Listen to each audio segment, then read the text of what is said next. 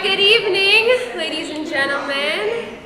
Thank you for coming out tonight, even though it's rainy and cold, and you might want to be snuggled inside your house. Thank you for taking the time to be here.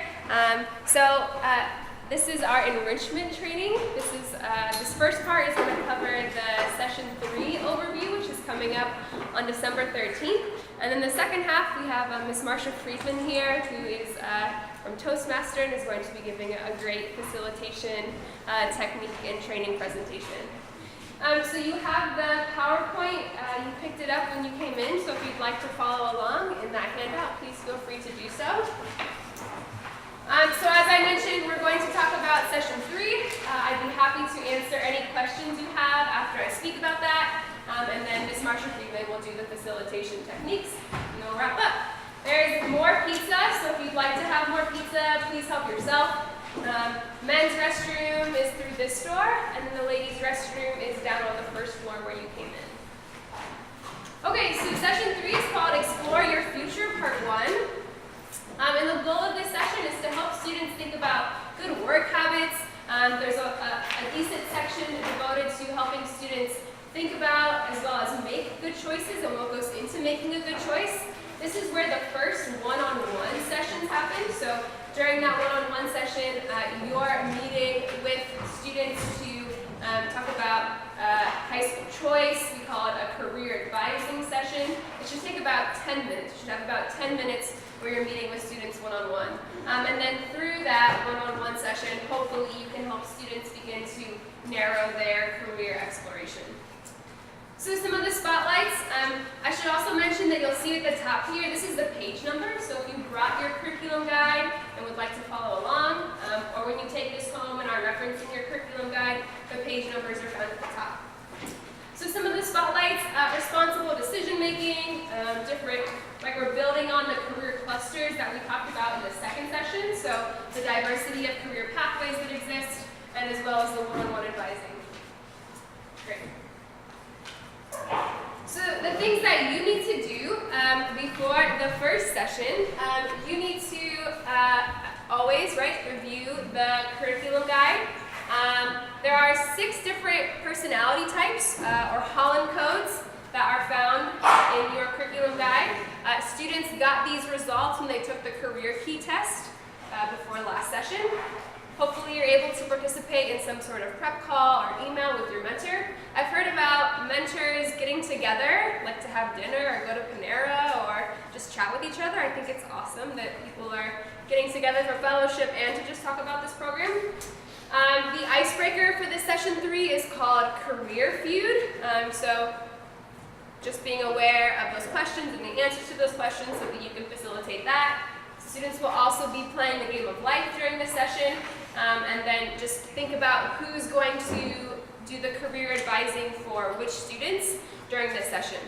So I should mention that the career advising or the one-on-one mentoring happens in both session 3 and session 4.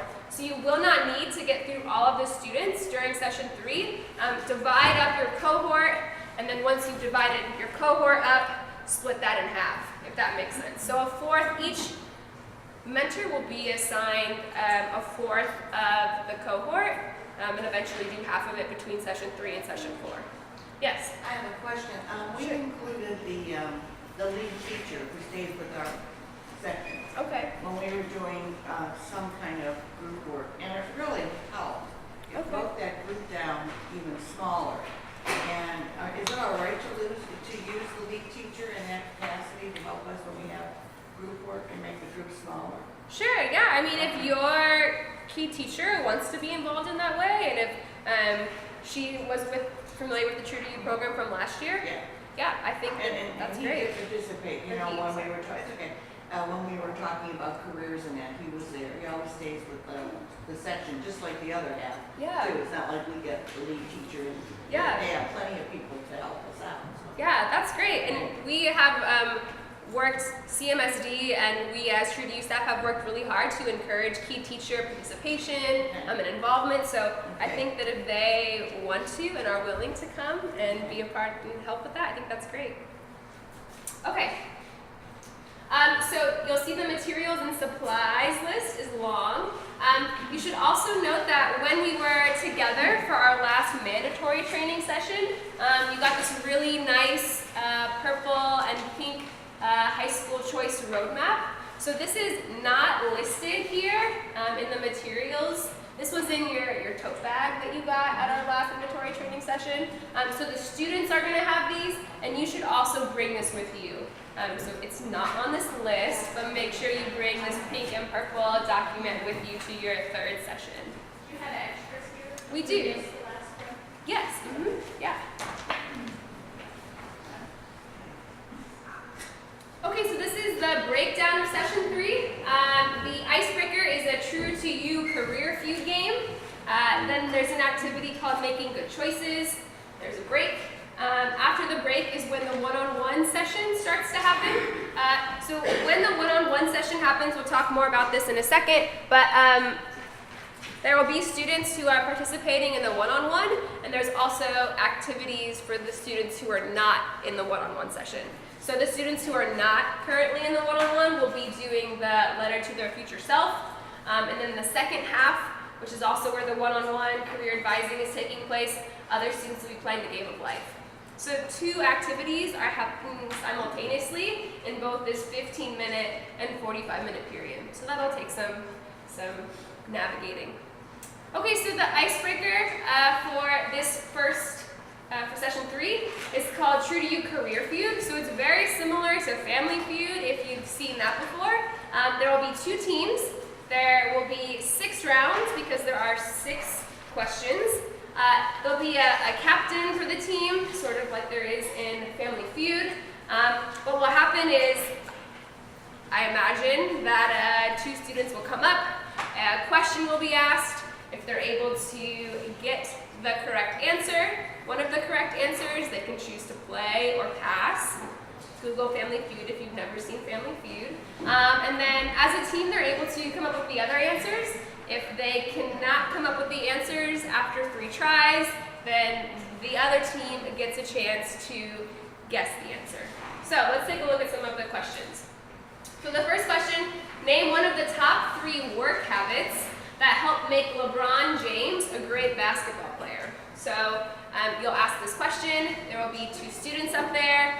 Maybe they can raise their hand or something to acknowledge that they know the right answer. And these are the 3 answers. So obviously, there are lots of great work habits that make LeBron James a great basketball player, but the students need to list these. Okay, so if they give a viable answer, say, that's a great answer, but that is not on our survey, or call it whatever you'd like.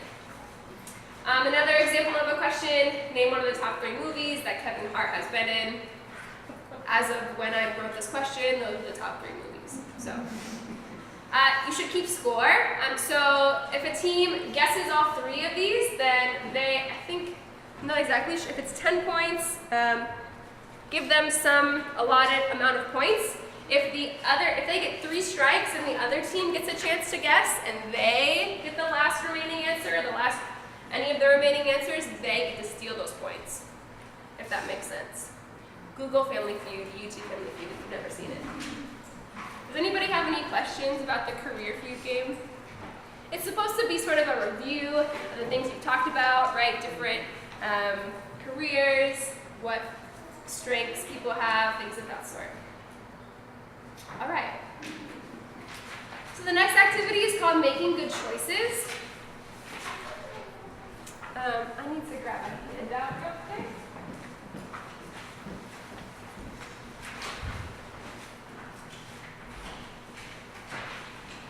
Okay, this is found on page 3.9 in your curriculum guide.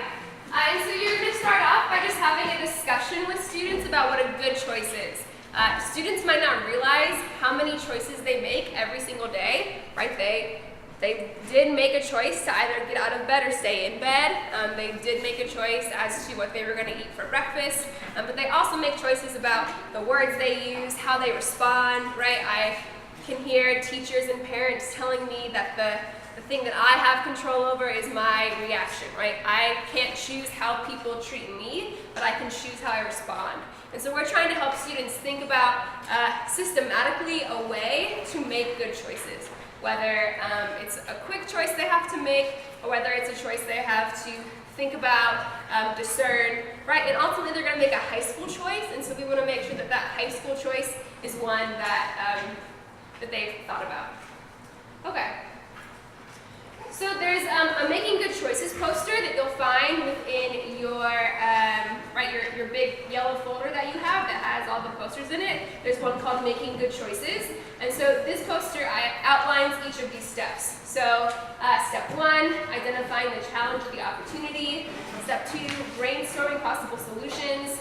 Step 3 is exploring and evaluating possible choices. Talking about what it means to evaluate, right? Thinking about pros and cons and what those choices might look like. Step 4 is predicting consequences. Step 5, they're actually making a decision, planning that out and figuring out the best way to execute it. And then step 6 is to evaluate the results of the decision and accept responsibility. So these are the steps that have been outlined, and we are going to give students some scenarios to be able to work through these steps and hopefully make good choices. So, there are these choices, I think there are 4 maybe, choices, scenarios that you'll be working through. And there are 2 options for the groups when working through this. Bless you. One group, or a group may decide to act out the scenarios, right? And by acting it out, inevitably the choice that's been made will be clear. Or the students can sit in their small groups, discuss the scenarios, discuss the steps, the possible choices, the consequences, and work through those 6 steps we just talked about.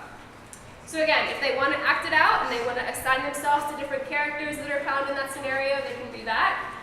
Or if they'd like to just read through it and discuss it, that is fine as well. Okay, so these are again the 2 options. So if a group does decide to role play, they should decide who's going to be who in the different characters that are in that scenario, and then thinking about, right, what the best choice is. Okay, so depending on the size of your cohort, we suggest having students into 3 groups. I'm a mentor at Newton D. Baker, and we have 24 students in our class. So I might do more than 3 groups because my group is quite large, and then follow out the activity. So you'll see that you got a scenario when you walked in. It's the Anthony scenario. So this is an example of the scenario that's found in your curriculum guide. I don't need to read it to you because you can read, but this is what, and they're all in your curriculum guide. So students can read through these, or you can work with different groups and read through the scenarios with the groups. And then from this scenario, students will be able to make choices by you should maybe hang the Good Choices poster somewhere that people can see it, and students will make choices based on those scenarios. Question? Yes? Will our packet have 3 separate descriptions of the scenarios spelled out, or in separate pieces of paper, so that maybe we can give each one of our groups a scenario? Yeah, that's a good idea. So we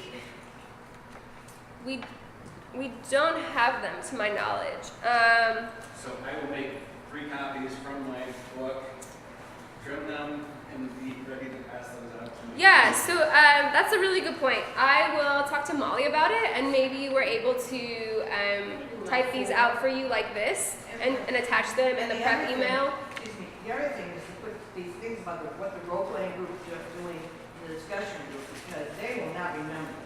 You're going to put 4 or 5 things, while they're working through it. Yeah. 8th graders will not do that. So you put in the back of that sheet, and you have the options they can follow. Yeah. Okay. in front of them, or with this one poster that says these are the steps, Right, they can yeah. refer back to the Yeah. questions on a board somewhere. Right. They're not on there. No. Yeah. No, I understand. Yeah, so the choices are on a poster, so those should be available to see. I'll also have to double check. I think the poster is in their tracker as well, so they should I'll have to double check, but they should be able to review it in the tracker. But that's a really good point. I will work on getting each of these scenarios out to you so that they're printable, accessible, so that students can have them in their hands. Thank you for that suggestion. I appreciate it. Okay, so these are just some of the different examples of choices that could be made. Yeah, they'll be talked about. It wasn't my plan to do this session tonight, so I apologize if I don't seem very put together. But let's see.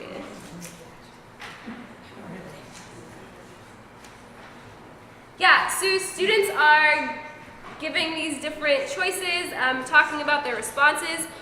If students are acting it out, then the group should act it out for the larger group, and you can have a discussion about the choices they made. If students are discussing it in smaller groups, they'll be able to share out the choices they made, why they made those choices, etc.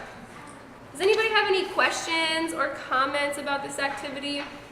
Right? Students just need steps to think about making choices. And we as adults have made a lot of probably large and a lot of small choices in our lives. So we just want them to, when a big choice like high school, choosing a high school comes along, or other choices that seem quite large and daunting, we want to provide them with steps to be able to think about and process that decision so that they can feel good about it.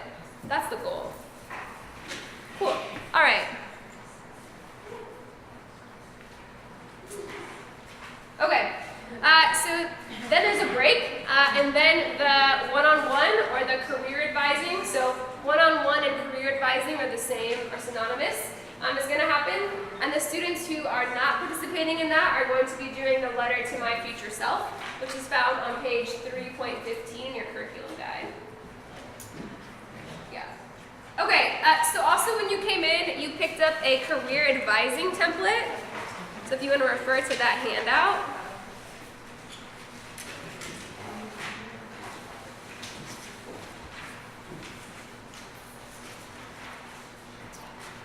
So the students, you have this in your curriculum guide, but the students also have this in their tracker. And so what's going to happen is when you are talking with the student, you are going to be writing their answers for them in their tracker. So you're going to be talking about it, and you're going to help them record what they're saying in their tracker so that they have those answers to keep. So we can look through this, right? So it's sort of just checking in with students, asking them how things are going, if they're liking the program, what they've enjoyed about 8th grade, sort of being casual, right? And then moving into some more serious questions. The second question is referring back to the career clusters. So looking through the students' tracker, because last session they should have circled those career clusters that they were interested in. So referring back to that. Then you're going to have students look at their the Holland codes in the career personality worksheet. So they also got their Holland code results last time. So you're going to be looking through that and talking through those results with them. Talking through some of the jobs that they picked, and then thinking about what they want to do in the future, and ultimately which high school. So when you're talking with the students about which high school they want to choose, that's when this will be a great document to refer to, because maybe if you recall, this document has all of these check marks about all the different things that high schools have to offer. So maybe your student is talking about they love business and they want to be an entrepreneur, right? So when you're looking, so maybe sports aren't all that important, but maybe mentoring or internships or college planning and preparation, maybe those different things are important. So referring to this as you're talking with your student about which high school they want to attend and what's important to them could be really beneficial. Question. Yes. So when we're talking to them about the high school choice, we had a few students already who have said they want to go to the parochial schools. Okay. So how they still want the same thing. So what should we do for those students who say, I don't want to say they said eggs and students in Catholic? So I said, well, we didn't have nothing. What would you like for us to do right? Like, obviously, we would love it if students would go to CMSD, but ultimately we just want students to be happy when they go to high school. So talking with students about, what those schools have to offer, and if you know ahead of time that they do want to go to those parochial schools, maybe you could find some information about the difference between each of those high schools and maybe which ones they prefer to attend. That would be my suggestion. Okay, so the letter to my future self looks like this. So it's found on page 3.18 in your curriculum guide. So we want to help students be future thinkers in terms of which high school they're going to go to, as well as future thinkers right into college and to their professional careers. And so this is just a way for students to, it's a format for students to think about goals and think about what they want to accomplish. And it's lighthearted so that students can really be engaged in it. So you can take a look at this. It also addresses things like their strengths. It touches on their values, talking about what's important to them, what they remember when they're in high school, a piece of advice. So in years past, it's been a really positive activity for students to do, a reflective piece as well as a planning for the future piece. Okay, and these are the Holland codes that we talked about last session. So in the career advising template, when you speak about these, this is just what it's referring to. Okay, I think we covered this. So like I mentioned, the mentor, you're going to fill in the student's career advising template in their tracker. So you're welcome to bring your curriculum guide in with you, but we really want you to write down the answers in their tracker so that the students have it to keep, if that makes sense. Do you want us to specifically do it, or do you want us to have kids do it? In my experience from teaching, it's a lot easier for us adults to sort of hear things and write them down at the same time. But if you feel like your student could do that and still be engaged, then you can have them write it down. It doesn't really matter. I think our idea behind the adult writing it down was the student could just speak more freely about their answers and not be concerned with writing it down within their book. But whatever you think, yeah. Okay. You're also going to address the hot careers in Cleveland during the career advising session. I think you look at that between questions 6 and 7.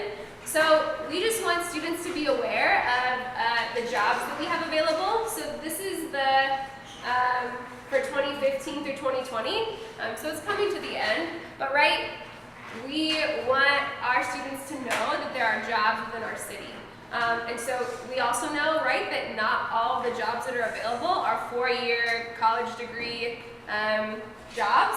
And so some of these are just, but you can get a technical degree or just some training after high school, and students can be really successful. So just encouraging students, that there are so many options for jobs within our city if they want to go outside the city, but there are jobs here available for them in Cleveland. Okay, and then there's also, this is in their tracker as well, I believe. And so looking at the different high schools, we're looking at the different career clusters and seeing which high schools fall into those career clusters. So if you're interested in, if they circle the business administration career cluster, but then maybe students should think about East Tech, Ginn Academy, Jane Addams, or John Marshall Civic and Business. If they are interested in construction, maybe they're interested in the Cleveland School of Architecture and Design or Max Hayes. Okay, so these are the resources that were given to you. These 3 were the ones that were given to you at the last mandatory training. If you were there, you heard Rick McIntosh, who came and spoke. Really, he did a great job talking about the high school choice process, the portal that students go into. He talked about how the parents need to be the ones to go into the portal, as well as how students who want to go to those schools that require applications, that process. So if you would like to know more about high school choice, or if you have any questions in regards to that, Thursday, December 6th, we're having a webinar. It's our first True2U webinar. You can call in from your phone or your computer. It lasts an hour, and so Rick is just going to be available to live, answer any questions you have, address any concerns you have as we begin to prepare for this third session that focuses or has a portion that focuses on high school choice. He'll be available to answer those. So I just sent out an email today, actually, that you should have got that has the link to register for that. So if you'd like to be a part of that, please feel free. All right, so the last part, or the second portion, when the career advising or the one-on-one is happening, the students who are not engaged in that are playing the game of life. I've heard the game of life can get quite competitive, so just a warning. I haven't experienced it, but I've heard that kids go crazy, so be prepared. Has everybody played the game of life before? Never? Okay, well, it's fun. It's kind of like a more chill version of Monopoly. So I would say maybe one of the biggest obstacles that might come with this is there might be students who are engaged in the game of life, but it's now their turn to go on to one-on-one, and that might make them kind of angry, right, because they're in the middle of a game. But I suggest that you give forewarning that this is the order that we're doing our career advising. If it's your turn, you might have to leave your game, but you'll be able to come back, right? So give them some warning so they don't feel like you're tearing them away from the game they were winning at or getting angry, etc. Talk about the directions. So we listed the directions for you in your curriculum guide. They're written here. It's pretty self-explanatory. There's a spinner, there's a game board, a game piece. You go through, you get to make different decisions about houses or cars or college or kids, things of that sort. By the end, once everyone has retired, as if retiring is the end of life, but once people have retired, whoever has the most money wins. Okay, then we finish with the closing. So as always, we want students to reflect on what has happened during the session. So if students would like to share their letter to their future self, that's when they have the opportunity to read that. You can also ask students to provide some feedback about different activities. Which activity did they enjoy most today? Things of that sort. Talking about why they think having discussions about the future is important in terms of high school and in terms of life after high school. And then talk about that you're going to be talking about the Exploring Your Future Part 2 during the next session. Passing out the student feedback surveys. So we want to make sure we get those to students, have them fill them out. When they are finished, please make sure that you collect them and give them to the key teacher. The key teacher will be the person who sends them to our people at CMSD. They're the ones that do the analyzing, so it seems like every session those feedback surveys sort of get jumping around. So if you could just do your best to make sure the students complete them, you give them to the key teacher, and the key teacher will take care of the rest. And if that's not the case, there have been some people who have emailed me and told me that they couldn't get them to them. That's great too, we just appreciate the communication. Please help me in welcoming Ms. Marsha Friedman. Thank you, Lindsay. I'm going to ask everyone if you can do me a favor, because we're going to be doing some activities tonight. And the first thing I'd like you to do is on your tables, there are some white cards. If you have not filled them out with your name on the front and back, can you please do that? There should be a marker on each of your tables. That would be really helpful to me so I don't have to say, hey, you. Thank you. Now, while you're doing that, I want to ask, I put up a list of the 10 top fears. So starting with number 10, this is from the book of lists. The top fear is dogs. As we work our way down the list, number 9 is loneliness. Number 8, flying. Death makes it to number 7. Really? Sickness is number 6. Deep water is number 5. Number 4 is financial problems. I'm guessing this one could also include taxes. Number 3 is heights. Number 2, those creepy, crawly insects. So what do you think is the number one top fear?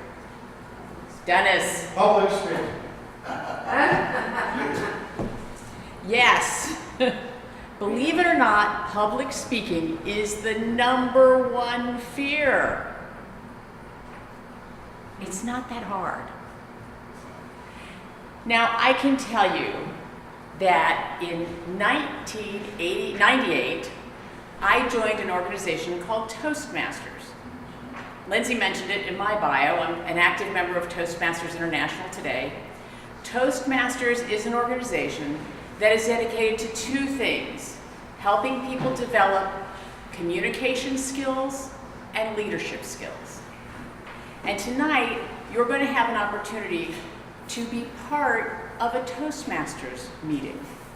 You're going to be giving your first icebreaker. It's the first speech that anyone gives in Toastmasters. Now, before you get too excited and go running for the door, nobody is going to have to stand up and give their speech. Okay? We're going to do this in a very, very safe, comfortable way. And I also want you to know that when I joined Toastmasters way back in the dark ages of 1998, before some of you might have been born, okay, at least the kids who were here, or the kids in the back of the room, I was the queen of ahs and ums.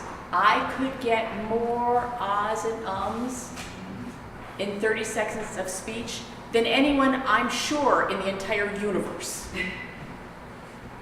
I now have control of my unmentionables and my filler words. So those people who are in our Toastmasters clubs, who are asked to count things like ahs and ums and grammatical mistakes, get very frustrated when I'm speaking. So tonight, we're going to talk about a speech. What makes a good speech? Yeah. What makes a good speech? I'm not sure about the Toastmaster chapter that you're from, but I think this is excellent. And the thing that makes a good speech is great topics and building points. Great topics and? Building points. And building on those topics, right. Yes, Mark. Relevant to your audience. Relevant to your audience, excellent. A good story. A good story, thank you, Amy. Yes, The exactly. energy of the presenter. The energy of the presenter. Body Anything else? language of the presenter. Body language of the presenter. Herb. I was going to say, you say things 3 times, you introduce what you're going to talk about, you talk about what you want to talk about, and then you summarize what you talk about. And I'm going to suggest that what you're talking about right there is the theme. So you want to have a theme that runs all the way through your presentation.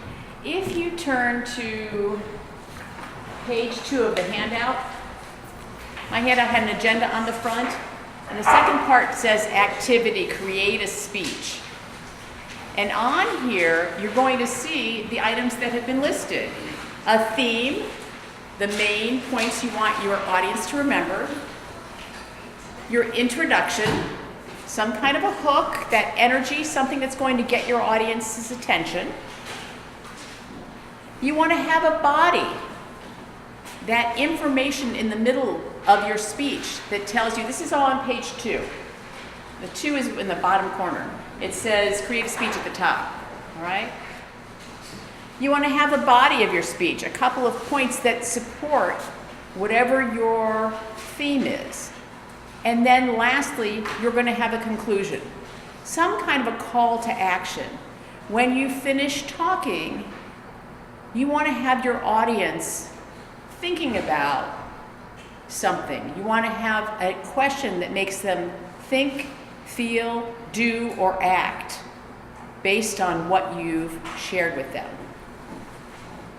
Now tonight, our activity is going to be an opportunity for you to create your own speech.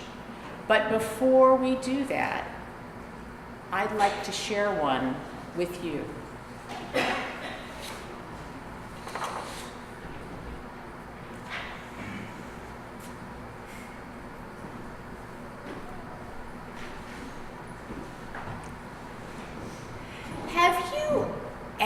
had someone come up to you, one of those moments occurs when they say, "Do you remember me?" My fight or flight reflex starts going crazy. That computer I've got up here, the database, I'm searching through my files, trying to rack in my brains to figure out, how do I know this person? How can I reconnect with them? Has that ever happened to you? Yeah. It happened to me about a week ago. I was at an Association for Training and Development meeting, and we had 3 facilitators presenting improvisational techniques. It was an excellent presentation. When the session was over, one of the facilitators, Amy, came up to me and she asked that question. "Marcia, do you remember me?"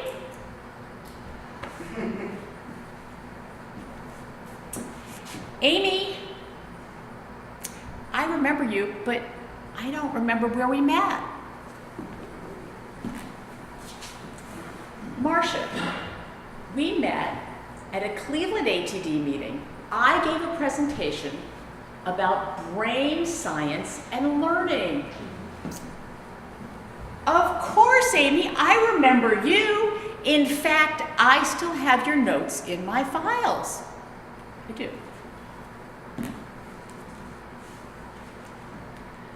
"Marcia, I remember you because when I spoke, you came up to me afterwards and you introduced yourself and shared some advice with me." Okay, I had this gnawing pit of my stomach guilt feeling at this point in the conversation. What did I advise her on? I sure didn't remember. Here it comes. "Marcia, you came up to me afterwards when you introduced yourself and you said, 'Can I share some feedback with you?' And I said yes. And you told me that I could elevate my presentation skills if I could eliminate the unmentionables, like ahs and ums, and those fillers like you know and so." And do you know, to this day, Marcia, we're talking 6 years later, I think of you every time I get up to give a presentation. I no longer use any of those filler words. That uh-oh feeling I had turned to elation. I was so humbled that I had helped an individual to improve their skills. Now, the reason that I'm telling you this story is because each of you here are leaders, and you have the opportunity to share your wisdom with the students that you're working with in the True2U program. They need your guidance, your support, and your experience. And in the immortal words of John Quincy Adams, if your actions can inspire others to dream more, to learn more, to do more, and to become more, you are a leader. We need your leadership in the True2U program so that we have more leaders in our community. I hope that a few years from now, a student is going to come up to you and say, "Hey, Catherine, do you remember me?" And while your fight and flight reflex are going on, that student's going to tell you a story about their learning journey. And they're going to thank you for the mentoring that you're providing them today.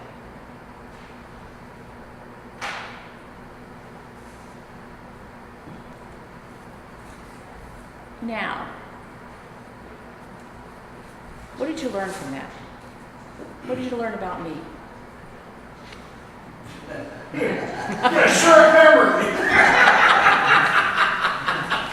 There was years between those two meetings. What else did you learn? Well, one of the things that I thought was awesome, I'm sorry, wait. No. I used to have those feelings that when someone walked up to me and said, hey, how you doing? Yeah. And I didn't remember them, but I am so involved with so many things. I don't feel guilty if I don't remember. It's just that I know that I had an impact on you, and I'm thankful that you remembered me. And that's what I hear in your conversation, and I understood when you were speaking about the guilt, but let that guilt go and keep inspiring. You're doing great. You're a great leader. Inspire someone. Let you remember. Yeah, Mark. Well, more than anything, you have a masterful use of pace and pause in your delivery. And your ability to relay those words seems to come from that pace and pause. Thank you. Yes. And the story told me about you being a person who is generous, who wants to see people improve, and you're willing to offer what you can to make that possible. And one other thing that really surprised me, because this is a true incident. This really did just happen a couple weeks ago. And I really had not seen Amy since she gave that presentation years before. And it's so gratifying to know that the small things that we do in life can really make a big difference for people. Okay. So thank you for all that.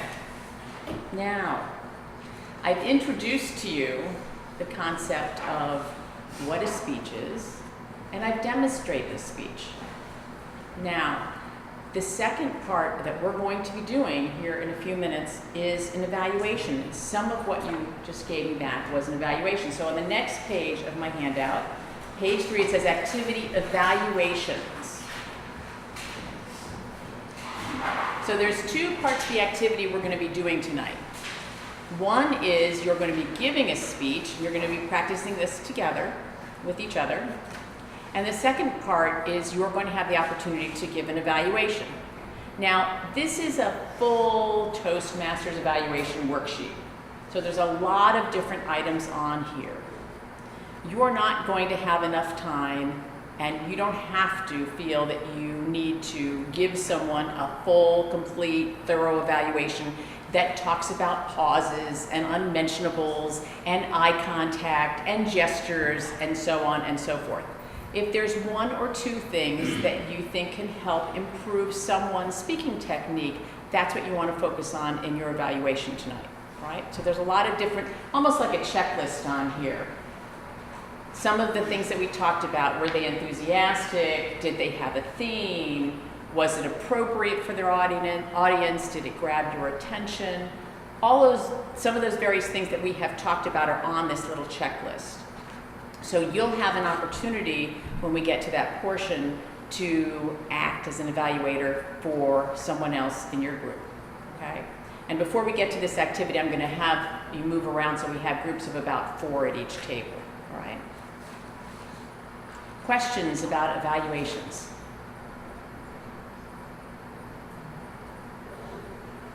Now, you will be also doing a written evaluation. You can write a couple of comments down, and then I'll ask you to share a verbal evaluation. And what you want to do in a verbal evaluation is share what the speaker does well, give them a couple of things that they did well, and maybe 1 or 2 points of growth. So something that they could do that could help them. And we call them points of growth. It's a very kind way to share that feedback. So it's a point of growth.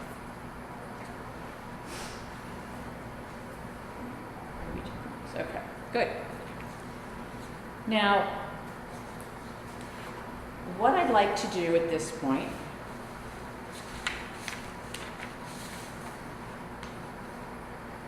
is ask everyone on your form on page 2, I want you to take a few minutes now to think about what you'd like to speak about. On page 2, there's a form that says create a speech. I want you to take the next 8 minutes, okay, till 7:25, it's 7:17 right now, to think about something that you want to share with the other people in your group. So it can be a favorite childhood memory, something about your work, something about your background, a story about someone who inspires you, why you're a mentor. You're only going to have 2 minutes to give your speech, so this doesn't have to be a long, drawn-out story, okay? And we will have timers at each table. So why don't you go ahead now and come up with something that you'd like to share about yourself with the other folks at your table so they can get to know you a little bit better. Okay?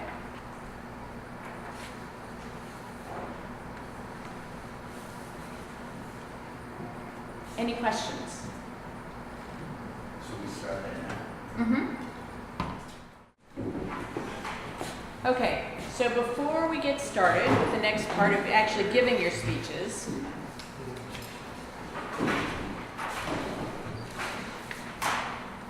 if you would turn over to page number 4 on your handout. It's managing the meeting. And you're gonna almost have a Toastmasters meeting at your table. So here's what I want you to do. At each of your tables, you're going to have someone who's your speaker, and all of you will have an opportunity to speak. All of you will have an opportunity to evaluate, and all of you will have an opportunity to time. So here's your job. As a speaker, you will give your speech, your presentation, and you can do it sitting down if you're more comfortable that way, or standing up if you choose to. But you will have an opportunity to be the speaker. While you are speaking, someone else in your group should volunteer to be your evaluator. And they can jot down a couple of notes about your presentation. Someone else in the group at the same time needs to be the timer. This is where you can take a cell phone out and use it for timing. And in the middle of your table, you're going to see red or green cards. They're clipped together. So while the person is speaking, whoever is the timer, I want you to practice this with me. Did you find your red and green cards? Okay, so heads up here, practice with me. If you are the timer, when the clock gets to 1 minute, you hold up the green card. Right. When the clock gets to the 2 minutes, you flip it over and you have the red card so that the speaker can see that. And they should wrap up their speech at 2 minutes, okay? So green at 1 minute, red at 2 minutes. That's the job each of you will have as the timer, all right? So I will let you decide amongst yourself at the table what order you're going to speak in, who's going to be each person's evaluator, and who will be the timer for each round, okay? So go ahead and figure that out. Yes? And the total of the time is how long? The total of the time you have between now and I'm going to give you until. No, for the presentation. Oh, the presentations themselves are 2 minutes. Yeah. Well, you're We going to. program this for 3 minutes. Yeah, it says 2, 2, 3. Yeah. The red card is going to come up after 2 minutes, okay? And then you'll wrap it up. So you will not go past 3 minutes, all right? So green at 1, red at 2. If we had more time, Dennis, I could allow you to do a longer one. We don't. Unless you want to move to a table that only has 3. All right? But I need you to keep them to right at about 2.5 minutes, all right? That is in between 2 and 3, Dennis. Okay? So now, hey, listen up. Okay. Any questions as far as what you have to do at your tables? No? We have a timer, an evaluator, and a talker. Yes, each time. 1 minute. Yeah. Okay? 1 minute, 3 times. All right? You're done.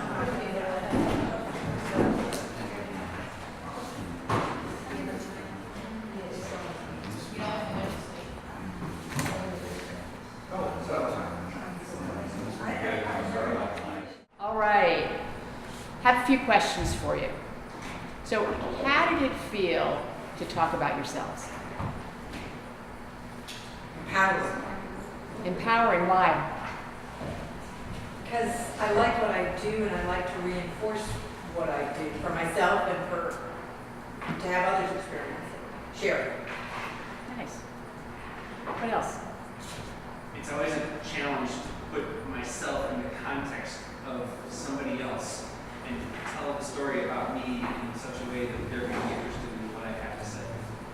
Were they? It is a challenge. It is a challenge. And how about from the context of your mentees? Do you ask them to talk about themselves? A little Certainly bit? gonna ask them this week. Yeah. I'm sorry? We certainly will this week. Yeah. Yeah, This month. right. This month, sorry. So how can you take what you learned from this exercise back into the classroom with you? We can use Mark's speech, for example. Listening is an important skill that requires passion and attention. Was that the topic of the speech? Yes. Yes.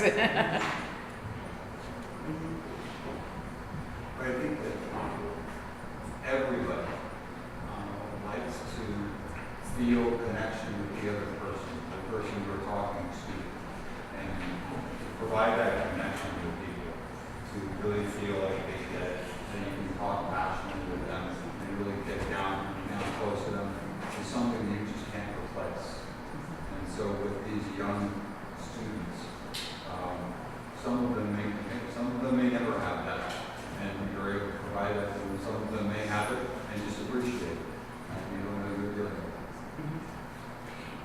Yeah. I think it's a great opportunity since we're doing one-on-ones for us to pay attention to actually being focused directly on what that student is saying, not necessarily for grammar, but to make sure that I'm understanding and I have a better understanding of what they're trying to say. So as we're writing in their trackers, I'm just looking their story, not my interpretation of what I want them to say. So I think that's great. Yeah, did everybody hear what Lisa Netta said? I think it's really important. Her point was that this is a great exercise to teach us listening skills. As the other table talked about what Mark talked about, how passionate and important it is to have good listening skills, but to really understand and take in what our students are saying is to really give them our full attention and really be present with them, with that listening. How much did you learn about each other in a very short period of time, right? Dennis, it was only, what, 2 minutes? A little bit more than 2, right? I felt humble. You felt what? Humble. Humbled. Yeah. It's our word for the night. Yeah. Yeah. Was this good? Yeah. Yeah.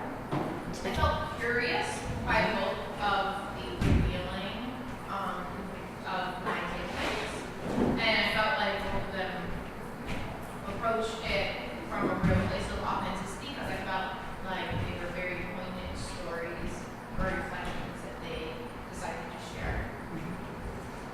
What did you learn from both getting and giving feedback in the evaluation portion? Much harder to give. Much harder to give feedback. Just because we're back in bounds shouldn't matter. I don't know what's that. So why did you feel it was harder to give the feedback? Because you don't know where they're operating from. So I don't know where it's coming from. I don't know the backstory. Right. And so to give feedback not knowing that backstory is not necessarily good feedback. We have to make certain assumptions about about each other in order to give the feedback. Mhm. And I think one of the basic assumptions that we all had to make was everybody's going to be willing to listen to what we have to say to each other. Didn't see anything breaking out, or I don't know if anybody felt bad about the feedback. I felt fine with my feedback and I'm comfortable with that.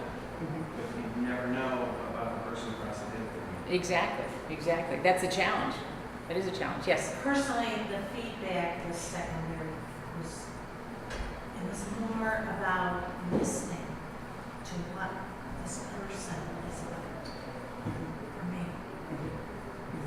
for that person. I gained a lot from that. I'm so glad. I did. Yes. Listening was easier when I wasn't the evaluator. Because you're trying to pay attention and have this evaluative brain out, where when I was just listening before, I didn't have to evaluate at the same time, so I wasn't using brain energy and attention doing that. And they say that deep listening is when you're not listening to evaluate, when you're just listening to listen. Yes. And I experienced that through this activity. And I can share with you, as a longtime Toastmaster, it is a challenge to both evaluate and listen at the same time. It's very beneficial if you have the evaluation form in advance of the speech so that you can read the requirements of the evaluation and then you can give your full attention to the speech and then still fill out the evaluation. It's not something I asked you to do tonight, but again, this demonstrates the challenge of that skill. And at this other at this table up front, they had asked me if they could both evaluate and time at the same time. And I said, it's very challenging to do both. I've tried it. It's very challenging to both pay attention to what someone's saying and time them and jot down notes as an evaluator. That's triple threat. Doesn't work. No. All right, so I hope there's a few things that you can take away and apply as you leave here and go out for your next session with your mentees. I just want to let you know, I will be back at the next session that we're having, which is January 8th. I don't know if it's the next session you're having, but I will be back on January 8th. And at that session, I will be talking about two things. We'll be going over some behavioral skills, so you'll learn something about your own behavioral style, help you assess yourself and other people that you deal with, and so that you might be in a better position when you're doing something like giving feedback to be able to have an idea of how they might accept that feedback. And we'll also be doing a session on listening skills. So that's what's coming up in the next session that I'll be working with the True2U program on. And that's all I have. And it's 8 o'clock.